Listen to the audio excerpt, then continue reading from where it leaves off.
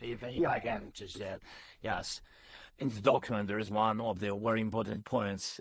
If we speak about business and investment, we never had LNG terminals in Ukraine. This document will open. I mean, the next documents, but anyway, here we see in the framework, we see a really good deal for this LNG terminal. This is a disgrace that the U.S. is extorting an ally for its minerals while we are under attack from a brutal dictatorship. You're suggesting that Biden and Trump are essentially the same? That's a gross mischaracterization of reality. Brother, what are you talking about? Biden and his team also were quietly, read reports on this, please, from American news outlets. Biden and his team also were trying to do the same exact mineral deal, okay? The only difference between Biden and Trump is that Trump is a fucking psycho and will actively undermine Ukraine, even though they are not only the wronged party here, but also the ally in this equation. That's the major difference, okay? But in terms of the mineral deals that we're talking about here, do you still believe American foreign policy is uniparty? Yes.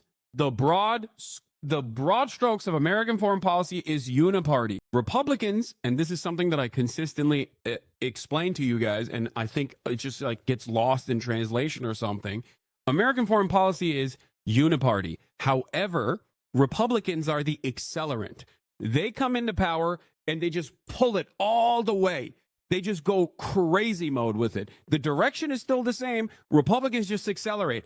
And then Democrats, when they come into power, don't actually reverse that trajectory. There are very rare exceptions for this. But beyond the denuclearization agreement with Iran that Barack Obama put in place, or normalizing relations with Cuba that Barack Obama also did, there are very few instances where the Democratic administration, Biden's administration, that came in after, for example, Trump's administration, Biden's administration did not actually reverse the trajectory of every single thing that the Trump admin had done prior, especially as it pertains to Israel, for example. Okay? This is open. This is open in broad daylight. How does this not come across as even remote? How does it not shock you when he's doing? Yes, there's a big difference between trying to use a little leverage for a mineral deal, sitting down with Putin without Zelensky there. I think the goals are the same, but the method of execution matter. No, I agree with you. I don't disagree with you on that at all. I think optics, when it comes to soft power and diplomacy, are profoundly important.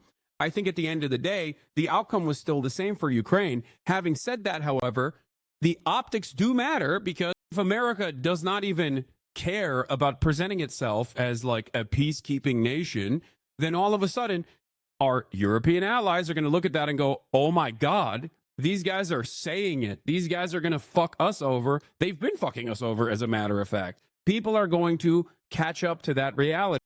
Okay. This is what I've been saying since day one, since Trump took off. His mismanagement on the Ukraine side of the bargain has been ridiculous.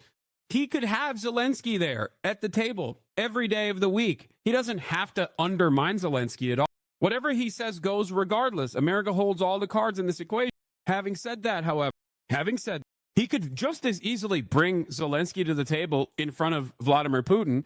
The choice not to do so is important. It is definitely different than what Biden would have done if he ever actually wanted to put forth a ceasefire negotiation. He should have, okay? That was my big problem with Biden's administration when it came to Israel and Gaza. That is exactly my big problem with the Biden administration when it came to Ukraine and Russia. A lot of people yelled at me at the time, but Ukraine had significantly more leverage in the initial phases of the invasion to actually put together a much more comprehensive and much better ceasefire proposal.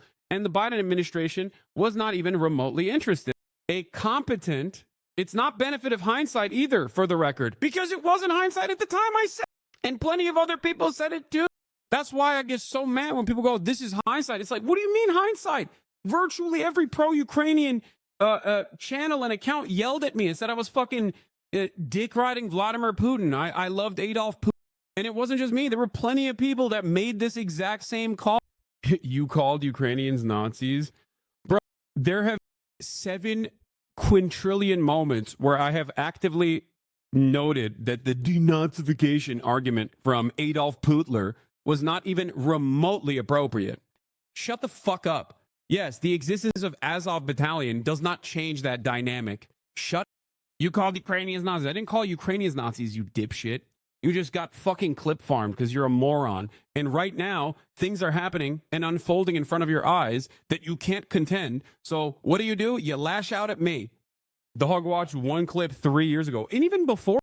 For us, is very important. There is nothing funnier than Donald Trump basically exploding the ceasefire negotiation that he himself put into place. And there's still sex pestiny dick riders in my fucking chat trying to get a clip out to be like, you called Ukrainians Nazis. Ukraine is literally fucking collapsing, and these guys are more worried about trying to get a